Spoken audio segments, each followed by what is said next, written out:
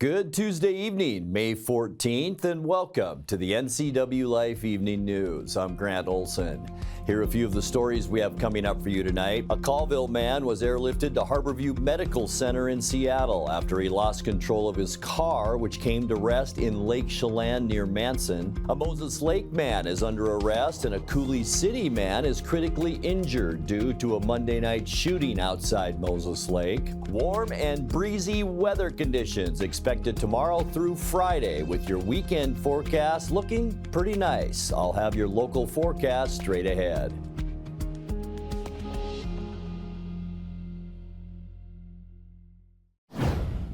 The Wenatchee driver accused of striking and severely injuring a motorcyclist near Coles Corner on Saturday is also suspected of fleeing from police earlier in the day. 36-year-old Stephen Mario Perez allegedly turned into the path of the motorcyclist about 4:15 p.m. on Highway 2 west of Leavenworth, severely injuring him. State troopers on the scene said Perez showed signs of heavy intoxication. Earlier in the day, just after midnight, Wenatchee police had reported pursuing Perez's car while he drove recklessly and at high speeds through the city. Perez allegedly evaded the chase in the same blue 2000 Honda Accord that was involved in the later crash. Chelan County prosecutors are considering charges against Perez of vehicular assault, reckless driving, and fleeing police. He remains held in the Chelan County Jail.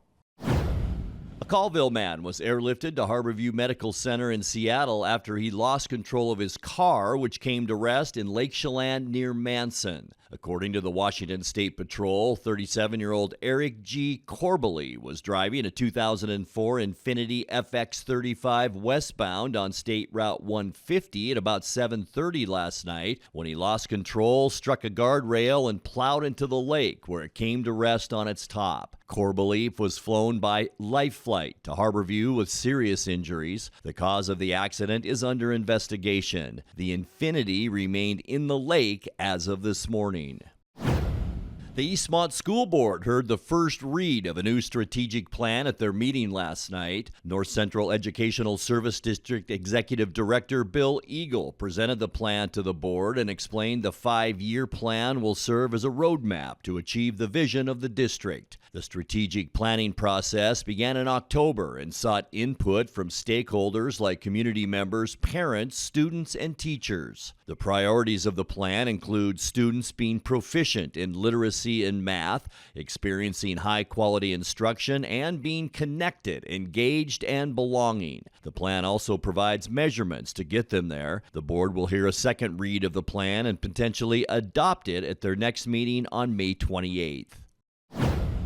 The city of Wenatchee is hiring a seasonal 3-person crew to help manage ongoing cleanup issues. The team will work under the Parks, Recreation, and Cultural Services Department to address debris, litter, graffiti, restroom cleaning, and other citywide maintenance tasks. The city says the Parks Department has managed these activities in the past, but does not have ongoing capacity to make a dent in the issue. City crews disposed of 100,000 pounds of debris, ranging from human waste to furniture in areas like parks, open space areas, and streets. The crew will work from April to September every year with other departments, and those interested in the positions can apply on the city's website. When we come back, an accident involving a passenger van and a semi-truck on Highway 97 injured a Chelan woman yesterday. When the August primary rolls around, you'll have a chance to vote for Bob Ferguson, but not the other Bob Ferguson or still another Bob Ferguson. We'll explain that coming up. And at a fundraising event in Seattle on Sunday, President Joe Biden said he'd like to take departing Governor Jay Inslee with him to Washington, D.C. if he wins a second term. I'm Grant Olson, and you're watching the NCWLIFE Evening News.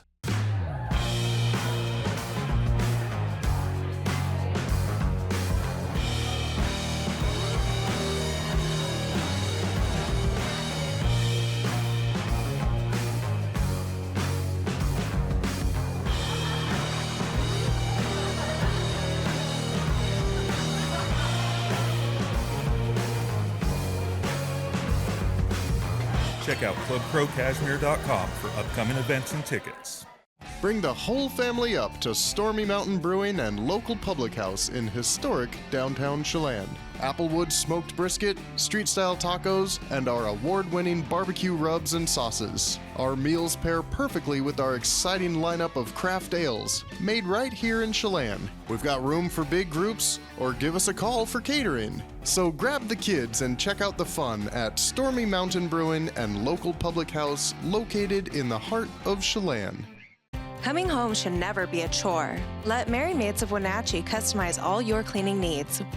Weekly, bi-weekly, special occasion. Do you have a vacation home that needs cleaning? We clean them too. Locally owned and operated, let Merry Maids do the cleaning while you focus on your family and friends. Merry Maids has special offers to fit your budget. Request your free cleaning estimate today. 509-663-1710.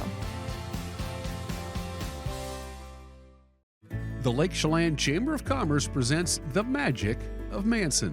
Welcome to Navarre Coulee Tasting Room in downtown Manson. You're invited to stop by, relax, and enjoy a sample of our longer-aged wines. You will taste the difference from the very first sip. Tipsy Canyon is proud to introduce their latest lineup of new wines. The Garvins will make you feel right at home as spring unfolds across the Chelan Valley. Come up to the Manson Hills and experience the magic for yourself. An accident involving a passenger van and a semi-truck on Highway 97 injured a Chelan woman on Monday. 44-year-old Jennifer J. Harris was driving a 2004 Dodge Grand Caravan northbound near the junction with Highway 970 when she failed to yield to a stop sign and was struck by the northbound semi. Harris was airlifted to Harborview with serious injuries, while the driver of the semi was not injured. The Washington State Patrol says Harris was not wearing a seatbelt at the time of that crash.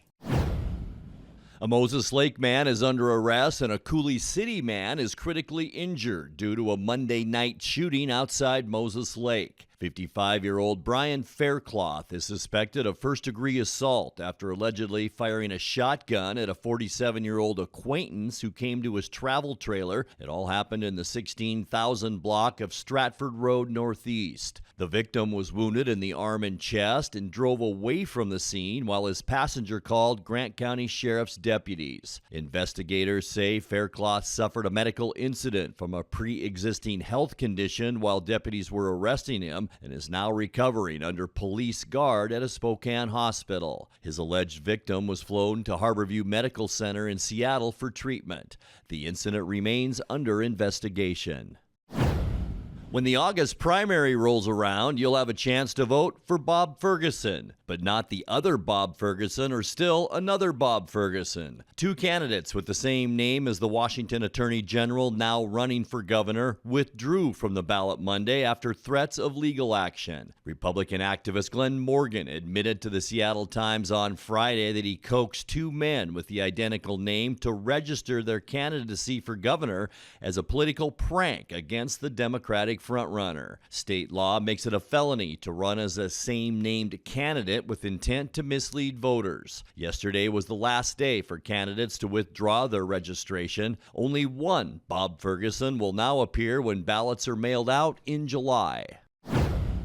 It could have been a joke, or it could have been a job offer. At a fundraising event in Seattle on Sunday, President Joe Biden said he'd like to take departing Governor Jay Inslee with him to Washington, D.C. if he wins a second term. In a transcript of the event, Biden praised Inslee's record on combating climate change and said, quote, "When we win, he ain't staying in Washington State." The president said he's often consulted with Inslee when working on climate policy. The governor will leave office at the end of the year after serving 3 terms.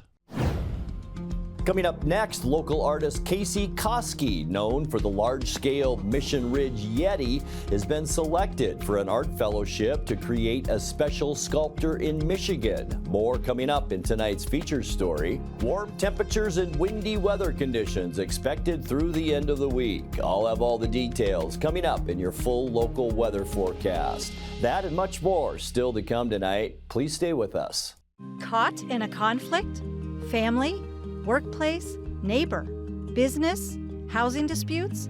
Wenatchee Valley Dispute Resolution Center provides mediation services, a cost-effective and efficient way to provide a written resolution to disputes and issues. Plus, we offer mediation training and community education on conflict resolution and communication skills. Contact us to learn more.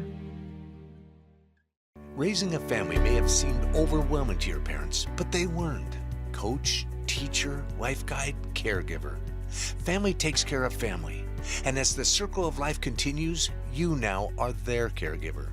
It may seem overwhelming, but we're here to help you find the support services necessary so you can provide quality care to your elders. Call Aging and Adult Care of Central Washington at 1-800-572-4459. Now there are even more reasons to meet at the Pybus Market. Outdoor dining and tastings, the fabulous Farmers Market, Saturday artisans on the concourse, and your favorites all week long. No matter the reason, it's always time to meet at the Pybus Market. Pybus Market, where community meets. Bienvenido al Centro de Resolución de Conflictos. Brindamos servicios a los condados de Grant y Adams, ayudando a empresas y personas a resolver problemas difíciles. Ofrecemos ayuda con conflictos de trabajo, problemas residenciales y asuntos familiares. Podemos capacitar a su personal en habilidades de prevención y resolución de conflictos. Llámenos al 509-237-3705 para obtener más información.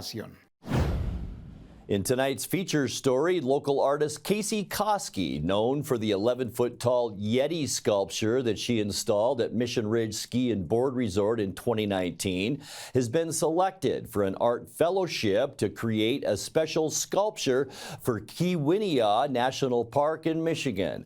A Michigan native, Koski was excited about an opportunity to return home, though she says her application process was kind of crazy. The application process was kind of crazy. I didn't see the call for art until 4 days before it was due, before the deadline.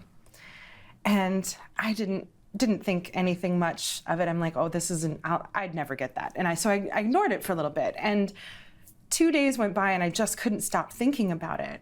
So I went back to my computer and I tried to articulate the vision that I had for the project. I didn't do anything about this application until 2 days prior. I turned it in and didn't think I'd hear anything back. And they called and I had a wonderful interview. And so I was really optimistic following that. I said, well, what if this actually happened? So I was very excited at that point. I know that they had at least a dozen applicants and did a number of interviews, but I just had to kind of wait and see what happened. And when they called or emailed and said congratulations, I was so excited. You had to articulate the vision you have for this project in your application. Mm-hmm. What does that vision entail?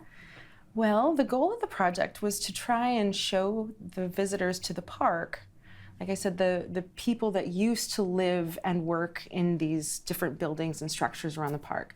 And so they use the word repopulate, that they want sculpture of people to sort of help visitors understand. I've been selected to do one site, and on that site there will probably be 4 people. There will be some historic miners involved. It's also the building that I'll be working on is part of that boundary between the domestic home life for the miners and their families and, the job, the daily work, so there's going to also probably be maybe a woman and children in there waiting for their miner to come home. And when we're talking about mining in the early 1900s, it was a lot different than mining today. So many different safety factors, and just you find amazingly interesting and sometimes tragic tales of these families. So tell us what else you have on the horizon. Any other local art projects that you have? Not public scale here in Wenatchee this summer, but I'm always working and always creating. And so my project over the winter was to complete a collection of small watercolors and hopefully turn them into maybe some trickle income projects, so that between public art and the work that I'm already doing, I might be closer to making ends meet in just the art field. But what I accomplished was making 54 individual illustrations of things to do in the Wenatchee Valley, and I turned them into a deck of playing cards. And so there are 50 different opportunities or things that everyone here should do and see. As a visitor, as someone who lives in the community, you know, maybe there's something here that you've never done before. Just yesterday, I got my first opportunity to ride the Leavenworth coaster. So, you know, making sure everyone's visited Omi Gardens or biked the foothills or learned the name of a wildflower. It's all in here. And I'm gonna be at the night market on the Avenue next weekend. And so that's kind of the first public facing sales that I'll be doing for that. I'm wholesaling them in a couple of different locations. And so it'll be really fun to see Wenatchee folks face to face. Time now for a check of your North Central Washington weather forecast. Hope you had a great Tuesday. Today a lot nicer than yesterday, that's for sure. A little bit more sun. And as we take a look outside our weather window from this afternoon, this is our Billy Goat Sky-Fi Tower camera looking up in Okanagan County.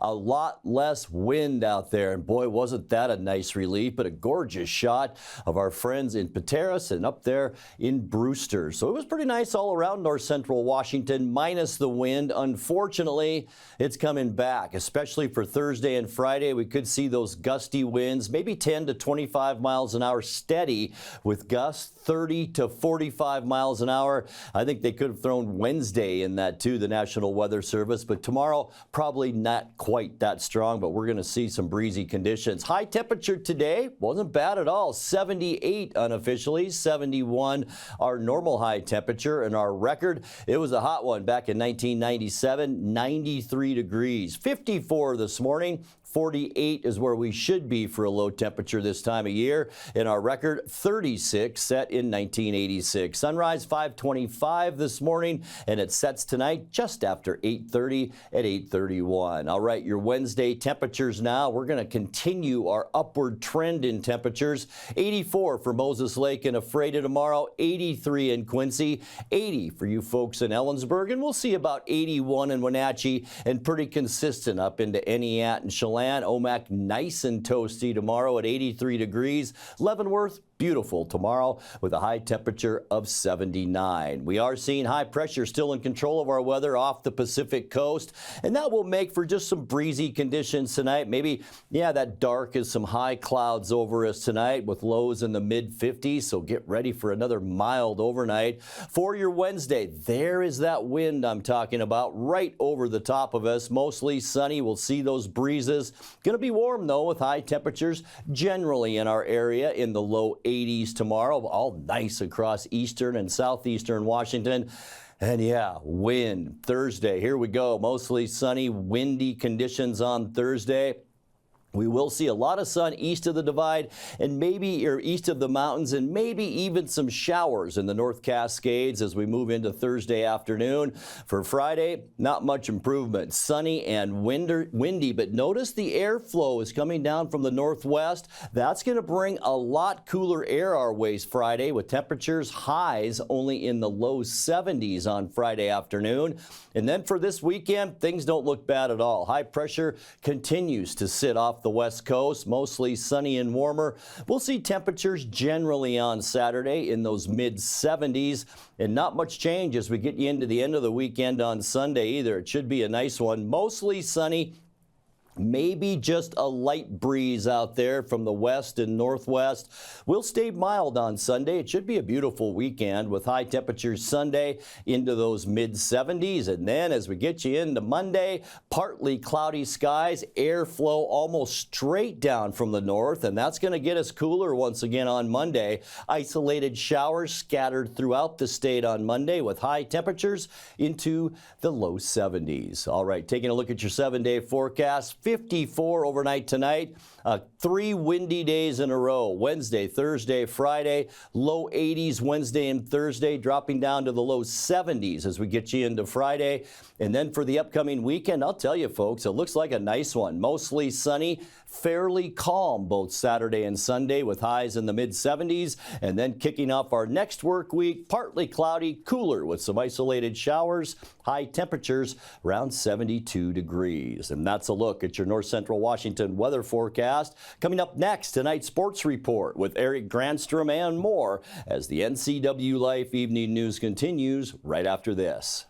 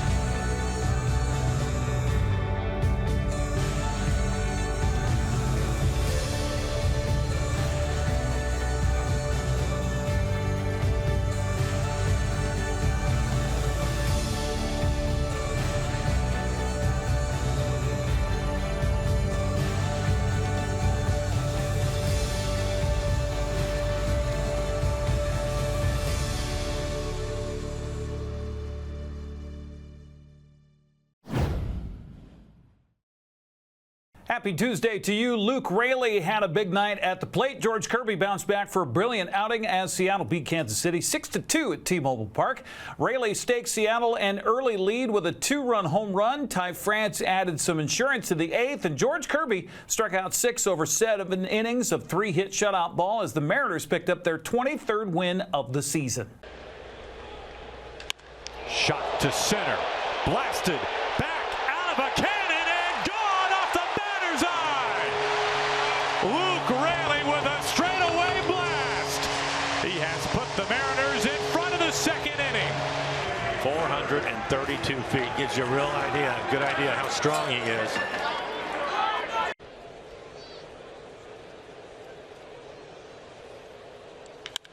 Well, this is charged out to center field. It is on the track at the wall. It stays in the yard. Julio is in. Polanco can only push into second. Everybody was waiting to see if Blanco would take it away or not. On the ground, quickly skimming into right field. Polanco is being waved home. Here comes the throw home. It's offline. Polanco scores standing, and the Mariners tack on another run here in the 3rd inning. There goes Blanco, the throw, and he's safe. See if Scott wants to take a look at this. Pretty good pick by Polanco. Yes, it was. And they're going to challenge this. This is a really nice play by Polanco to pick it and then get the tag on him if he did. There you go. Yeah, right there on the helmet. Massey hits it into right center field. The Royals are on the board, and now it's going to roll deep with some confusion with Haniger and Rodriguez. And here comes Vinny. He's going to score all the way from first. The payoff. A high fly ball out to left field. Blasted back. Insurance delivered by Ty France. What a timely blast that was. Battling his way through that, gets the count to full, and all of a sudden he gets a slider in the middle of the plate and did not miss it. So the Royals down to their final out, and here's Dairon Blanco. He got him, puts him away with this slider. Munoz gets the final 4 outs tonight, and the Mariners get a Game 1 win. Raley told Jen Mueller of Root Sports Northwest that it felt good to drive a ball over the center field wall. Let's talk about the overall approach against Brady Singer tonight. He comes in with a sinker that has been a real weapon, but what was the approach that allowed you guys to hit it? Yeah, I mean, we just had good at-bats today. Got the ball up in the zone and were able to do some things with it. You elevate that sinker in the 2nd inning. Were you more surprised by the exit velocity or the distance? Yeah, I mean, getting it out to center here is tough. So, you know, I hit it. I knew I hit it well. I didn't know if it was going to go, but it feels good when they go out to center. It sounded different off the bat, and it also sounds to me like you're trying to play this one down and be a little bit modest. But can you just say that you hit a bomb to center field? Yeah, it was a good one today. Okay, now let's talk about what happened at the Trident afterwards. Did you break it, and are you responsible for fixing it? I hope I'm not responsible for fixing it, but I guess I did break it. Now, that story has changed because you told me you just picked it up and it fell apart. That is the truth. I was carrying it through the dugout and it fell apart. Maybe you don't know your own strength. Hey, last question here. Those first couple of innings, they felt like a grind. So what was the effect of a couple of quick innings from George Kirby? Yeah, I mean, George did what George does. You know, he went out, threw a lot of strikes. He's always fun to play defense behind. So getting him an early lead is always nice, and just let him take over from there. George Kirby last outing was against Minnesota. Didn't go so well. He gave up 4 runs, including 3 home runs. He says he felt much better in this outing. It's always there. Like, I just struggle just getting below the zone with 2 strikes. I don't know what it is. I just, like, it's a mentality thing. But yeah, when I do get it below the zone, it's a really, really good pitch, and it's hard, especially if I'm, you know, attacking heaters. He's not one guy I'm going to attack a lot of heaters with because he's kind of always on heaters. But, yeah, you know, that pitch is always there. I just got to really commit to it and really just get it down in the zone. Just rip it as hard as I can, you know, under, like, his kneecaps. Like, that's kind of like my visual with it, so. The 2 teams battle at T-Mobile Park tonight at 6:40 on Root Sports Northwest. Well, Seattle gained a little ground, a little breathing room in the American League West after Texas fell to Cleveland last night 7-0. Mariner lead in the division now stands at 1.5 games. Oakland dropped to 4.5 games back after a 9-2 loss to Houston. Angels continued to struggle, falling to St. Louis by a final of 10-5. Well, the NFL will announce this year's schedule tomorrow, and Seahawks fans will learn important home dates for the coming season. The 2024 season schedule will be released on Seattle's website and through their social media outlets tomorrow afternoon at 5 o'clock. That's also when fans can tune in to the NFL Network for a live release telecast. Now, besides the NFC West opponents, Seattle will also host games against Green Bay, Minnesota, Buffalo, Miami, the New York Giants, and Denver Broncos. The Seahawks' road opponents, besides the Niners, Rams, and Cardinals, include Chicago, Detroit, New England, the New York Jets, and Atlanta Falcons. Learn more tomorrow at 5 o'clock on Seahawks.com. Postseason playoff softball starts today for 4 Big 9 teams and continues for the CWAC. Wenatchee travels to Sunnyside to face the Grizzlies in a district play-in game. Eastmont, meanwhile, home against Eisenhower in the other play-in game this afternoon. Sela is facing East Valley in Othello in a loser-out contest in the District 5-6 2A tournament. That'll be followed by a 6 o'clock championship game between Ephrata and Othello. District 6 2B tournament continues with Lake Roosevelt visiting Okanagan for the championship. Tanask is hosting Brewster in a loser-out contest. Well, the first round of the WIAA State 2B and 1B baseball tournaments is today. Okanagan is playing in Spokane against Northwest Christian of Colbert. Liberty Bell is closer to home against Asotin. That's happening at Wenatchee's Recreation Park. Moses Lake Christian begins the 1B tournament on the road at DeSales. That game is underway. Cashmere begins the WIAA State 1A boys soccer tournament today at Wenatchee's Apple Bowl against Riverside. Cascade awaits the winner of Montesano and Clajoyo Friday at 4 o'clock in the Apple Bowl. Quincy plays Tompanish over at Vashon Island. That'll be Friday at 5 o'clock. That's a look at sports news. I'm Eric Granstrom. Have a happy Tuesday. On the next edition of Wake Up Wenatchee Valley, if you haven't seen this year's production of Dangerous Women Unsettled, which was also last year's, this is it. 3 more shows, then they hit Control-Alt-Delete and do a new show in the year 2026. It's a great show. Rona and Stacy will be joining me. You're going to learn a lot about the history of this area with this fantastic show. It's this weekend at the Snowy Owl Theater, and they'll be on my next edition of Wake Up Wenatchee Valley. And that will do it for our newscast tonight. For more news from around North Central Washington, you can find us at NCWLIFE.com, on our social media channels, or on our mobile app for iPhone and Android. And remember, if you see news happening, we'd like to hear from you. Email us at news@ncwlife.com or give us a call at 888-6295. I'm Grant Olson. Thanks so much for being with us, and have a great night.